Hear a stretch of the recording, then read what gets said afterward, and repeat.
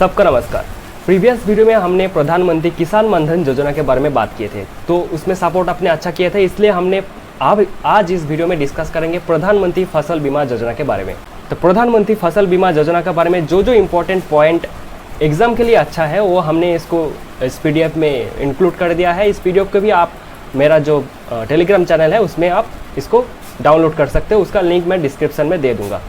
तो ये जो PMFBY है यानी प्रधानमंत्री फसल बीमा योजना है, वो एक न्यू क्रॉप इंश्योरेंस स्कीम है। यानी इससे पहले भी बहुत सारे क्रॉप इंश्योरेंस स्कीम था, लेकिन उसमें कुछ खामियां था, इसलिए इस न्यू क्रॉप इंश्योरेंस स्कीम को 2016 में इंक्लूड किया गया है। तो हम देखते हैं जो ओल्ड क्रॉप इंश्योरेंस स्कीम है उसमें बहुत एक इम्पॉर्टेंट था NAIS यानी नेशनल एग्रीकल्चरल इंश्योरेंस स्कीम। तो इसमें कुछ प्रॉब्लम था, इसमें कुछ खामियां था, उस खामियां को मॉडिफाई करके ही हमने इस न्यू क्रॉप इंश्योरेंस स्कीम यानी जो PMFBY को 2016 में लॉन्च किया गया है। तो उसका बारे में हम डिटेल से बात करेंगे, क्या क्या खामियां था। तो इस वीडियो में अगर 50 लाइक रहेगा तो नेक्स्ट वीडियो में हम जल्दी ही लेकर आएंगे एक और नया गवर्नमेंट स्कीम के बारे में। जो NAIS था यानी नेशनल एग्रीकल्चरल इंश्योरेंस स्कीम, वो स्टार्ट हुआ था 1999 में, यानी रबी सीजन में 1999-2000। देखिए रबी सीजन का हम जब भी बात करेंगे तभी एक रेंज को बताया जाता है, क्योंकि जो 1999 में जो रबी सीजन स्टार्ट हुआ था वो स्टार्ट हुआ था नवंबर-दिसंबर में, और वो रबी सीजन ख़त्म कब हुआ था 2000 का एकदम शुरुआत में, यानी फरवरी-मार्च तक ये रबी सीजन चला था। इसलिए रबी सीजन हम जब भी बोलेंगे इसमें एक रेंज आएगा, लेकिन खरीफ सीजन हम जब बोलेंगे उसमें कोई रेंज नहीं आएगा। तो NAIS जो था वो रबी सीजन यानी 1999-2000 में ये स्टार्ट हुआ था।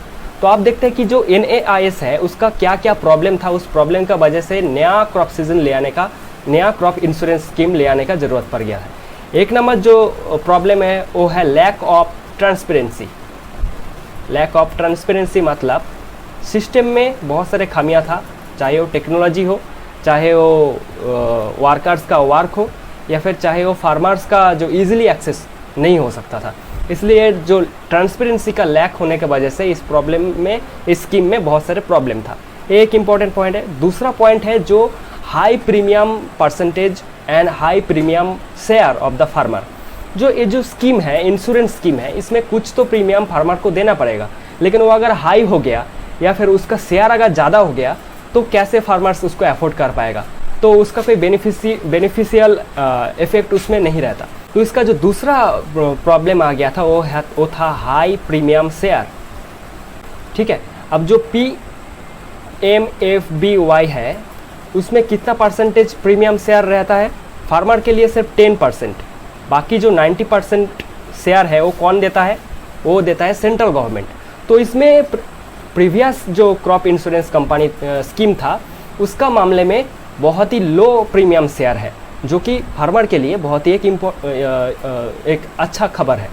तो ये प्रॉब्लम को सॉल्व किया है PMFBY। जो तीसरा प्रॉब्लम था वो था कि delay in claiming of the premium.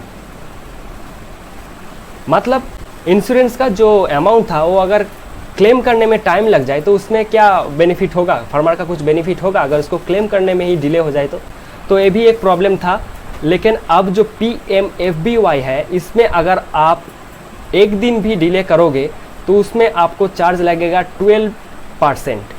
जो इंश्योरेंस कंपनी से फार्मर इंश्योरेंस लेगा वो अगर एक दिन भी डिले करेगा तो उसका हिसाब से उसको 12% मोर अमाउंट उसको फार्मर को देना पड़ेगा। तो इसलिए क्या होता है कि अभी PMFB में कोई भी कंपनी नहीं चाहता कि उसका लॉस हो, इसलिए इसमें डिले नहीं होता। तो ये 3 इम्पॉर्टेंट पॉइंट था जो कि ओल्ड क्रॉप इंश्योरेंस स्कीम में खामियां था, जो कि सॉल्व किया है किसने? 2016 का PMFBY ने। अब हम देखते हैं कि PMFBY का लॉन्च डेट क्या है, इसमें कौन सा क्रॉप इंक्लूडेड है, कितना % प्रीमियम है, कब लास्ट डेट है, वो सब हम अभी इसको डिस्कस करेंगे। तो देखिए जो प्रधानमंत्री फसल बीमा योजना है उसका लॉन्च डेट है 2016 खरीफ। देखिए खरीफ में जब बोल रहा हूँ इसमें कोई रेंज नहीं बता रहा, रबी में रेंज होता है। क्यों रेंज होता है मैंने पहले ही बता दिया। तो 2016 में इसको लॉन्च किया गया है। किसने लॉन्च किया था? ये जो प्रधानमंत्री फसल बीमा योजना है इसका शुरुआत में ही PM है, यानी PM ही लॉन्च करेगा। तो नरेंद्र मोदी ने इसको लॉन्च किया था। अब किसका अंडर में लॉन्च किया गया है? Ministry of agriculture and farmers welfare का अंडर में इसको लॉन्च किया गया था। अभी एक इम्पॉर्टेंट पॉइंट है कि क्रॉप्स अंडर PMFBY, मतलब कौन सा क्रॉप अगर आप कल्टीवेट करोगे तो आपका इस इंश्योरेंस में आप इंक्लूड कर पाओगे, आप इसका बेनिफिट ले पाओगे। उसका सबसे पहले जो है ऑल फूड क्रॉप, मतलब सीरियल हो जाए, पाल्स हो जाए, कुछ मिलेट हो जाए, सब फूड क्रॉप में ये इंश्योरेंस एलिजिबल है। ऑल फूड क्रॉप में ये इंश्योरेंस एलिजिबल है। इसके साथ साथ है ऑयल सीड क्रॉप, ठीक है, वो भी इंक्लूडेड है। दूसरा जो इम्पोर्टेंट पॉइंट है कि annual horticultural, annual commercial horticultural crops, जो कि पहले जो क्रॉप इंश्योरेंस था उसमें इंक्लूडेड नहीं था। देखिए मैंने एक बार क्या बताया, annual, not perennial and biennial, सिर्फ एनुअल जो कॉमर्शियल हॉर्टिकल्चरल क्रॉप्स है वो ही इस फसल बीमा योजना का अंदर में आएगा। अभी जैसे हमने बात करें कि क्रॉप इंश्योरेंस, किसी इंश्योरेंस हम कब करते हैं? जब हमारा रिस्क होता है। तो फसल बीमा योजना का क्या क्या रिस्क कवर करता है वो भी एक इम्पॉर्टेंट पॉइंट है। तो इसका जो मेन रिस्क है वो है प्रिवेंटिव सोइंग एंड प्लांटिंग। मान लीजिए कोई फार्मर किसी क्रॉप को सो करने के लिए जा रहा था, लेकिन अभी ऐसा कंडीशन आ गया, ड्रॉट आ गया मान लीजिए, या फिर फ्लड आ गया, तो अब उस सॉइल में इसको आप सो नहीं कर सकते। तो जो अगर कोई नेचुरल कैलामिटी सो करने के लिए, सोइंग करने के लिए बाधा दे रहा है, तो उसमें ये PMFBY आपका रिस्क कवर कर लेगा। अगर आपका 75% क्रॉप इस प्रॉब्लम में फंस गया तो आपको 25% इंश्योरेंस मिलेगा। एक इम्पॉर्टेंट पॉइंट है। दूसरा जो पॉइंट है वो है मिड सीजन कैलामिटी। मान लीजिए आपका सोइंग में कोई प्रॉब्लम नहीं हुआ, लेकिन धीरे धीरे जब आप मिड सीजन में आ गया, एकदम मिड टाइम पे मान लीजिए आपका कोई नेचुरल कैलामिटी आ गया, तो तब भी अगर उस रिस्क को PMFBY ने उसको भी एलिजिबल करेगा, मतलब उससे भी आपको बेनिफिट मिलेगा। इसका कौन सा एग्जाम्पल है? जैसे कि लोकास्ट अटैक, गुजरात है, राजस्थान में जो लोकास्ट अटैक होता है उससे मिड सीजन में आपका बहुत सारे लॉस हो जाता है। तो इस PMFBY में आपका फील्ड लॉस हो गया इस मिड सीजन में, लोकास्ट अटैक में, तो आपको भी उसमें आपको इंश्योरेंस मिलेगा। एक इम्पॉर्टेंट पॉइंट है। 3 नंबर जो इम्पॉर्टेंट पॉइंट है वो है standing crop loss in natural way. मतलब मैंने पहले जो बताया वो है सोइंग का था, दूसरा जो था वो मिड सीजन का था। अभी स्टैंडिंग क्रॉप लॉस, मतलब स्टैंडिंग क्रॉप मतलब कौन सा होता है? सोइंग से हार्वेस्ट तक जो टाइम होता है उसमें अगर कोई भी नेचुरल कैलामिटी आए तो उस फार्मर को इंश्योरेंस। तीसरा जो पॉइंट है ये बहुत इंपॉर्टेंट है, क्योंकि पहले ये पॉइंट इंक्लूडेड नहीं था ओल्ड क्रॉप इंश्योरेंस में। वो जो पॉइंट है वो है post harvest loss. Post harvest loss मतलब बहुत सारे ऐसा क्रॉप्स होता है जो हम हार्वेस्ट करने के बाद ही उसको गोदाम में या फिर उसको कोई प्रोसेसिंग यूनिट में नहीं ले जाते। जैसे कि मस्टर्ड हो जाए, जैसे कि सोयाबीन हो जाए, उसको हम कुछ दिन तक फील्ड में रखते हैं। मस्टर्ड के बाद अगर हो जाए तो उसको फील्ड में हम रख देते हैं, वो अच्छे से उसका मॉइस्चर इवापोरेट हो जाता है, फिर हम उसको हार्वेस्ट करते हैं। तो वो जो टाइम है, कोई भी लॉस हो जाए तो इंश्योरेंस मिल जाएगा। लेकिन ये जो पोस्ट हार्वेस्ट लॉस है इसका भी एक रेंज है, वो है 0 to 14 डेज। मतलब है कि 14 डेज तक अगर आपका फील्ड में क्रॉप रहा, जो एलिजिबल क्रॉप है, यानी मस्टर्ड, सोयाबीन, जिसको रखना ही पड़ता है, उस क्रॉप में अगर लॉस हो जाए तो आपको इस इंश्योरेंस में बेनिफिट मिलेगा। एक इम्पॉर्टेंट पॉइंट है जो कि पहले जो ओल्ड क्रॉप इंश्योरेंस स्कीम था उसमें आपको नहीं मिलता था। एड ऑन कवरेज, मतलब ये आपको एक प्रीमियम जैसा हो गया। मतलब इसको आप तभी एक्टिवेट कर पाओगे जब आप एक्स्ट्रा कुछ फीस पे करोगे। एक कुछ स्पेसिफिक एरिया में इसको आप ले सकते हो, जैसे कि जिस रीजन में वाइल्ड लाइफ का बहुत तांडव है, जिसका वाइल्ड लाइफ से लॉस होता है, उस एरिया में आप इस एड ऑन कवरेज को ले सकते हो। उसके लिए आपको थोड़ा सा पैसा देना होगा। अगर आप उस एड ऑन कवरेज को इंक्लूड करते हो तो फसल बीमा योजना में आपको उससे भी इंश्योरेंस आपको मिल जाएगा। तो ये किस लिए है? ये है वाइल्ड लाइफ लॉस। एक इम्पॉर्टेंट है, जैसे कहीं पे भी हो जाता है ना कि एलिफेंट का अटैक हो जाता है तो फसल पूरा एकदम नष्ट हो जाता है, तो उसमें आपको ये काम में आएगा। अभी हम देखते हैं कि प्रीमियम कितना भरना पड़ता है।